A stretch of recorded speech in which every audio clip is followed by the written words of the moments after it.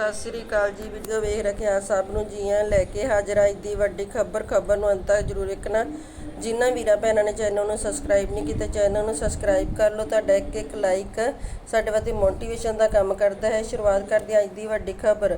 ਵਪਾਰ ਰੋਕਣ ਦੀ ਧਮਕੀ ਨਾਲ ਭਾਰਤ ਪਾਕਿਸਤਾਨ ਜੰਗ ਰੁਕਵਾਈ ਟਰੰਪ। ਅਮਰੀਕੀ ਰਾਸ਼ਟਰਪਤੀ ਡੋਨਾਲਡ ਟਰੰਪ ਨੇ ਅੱਜ ਮੁੜ ਦੁਹਰਾਇਆ ਕਿ ਉਹਨਾਂ ਨੇ ਹੀ ਭਾਰਤ ਅਤੇ ਪਾਕਿਸਤਾਨ ਵਿਚਾਲੇ ਗੋਲੀਬੰਦੀ ਕਰਵਾਈ ਹੈ। ਉਹਨਾਂ ਇੱਕ ਵਾਰ ਫਿਰ ਦਾਅਵਾ ਕੀਤਾ ਕਿ ਪਿਛਲੇ ਮਹੀਨੇ ਦੋਵਾਂ ਦੇਸ਼ਾਂ ਵਿਚਾਲੇ ਪੈਦਾ ਹੋਈ ਜੰਗ ਵਾਲੇ ਹਾਲਾਤ ਰੋਕਣ ਲਈ ਉਹਨਾਂ ਦੋਵਾਂ ਦੇਸ਼ਾਂ ਨਾਲ ਵਪਾਰ ਰੋਕਣ ਦੀ ਧਮਕੀ ਦਿੱਤੀ ਸੀ।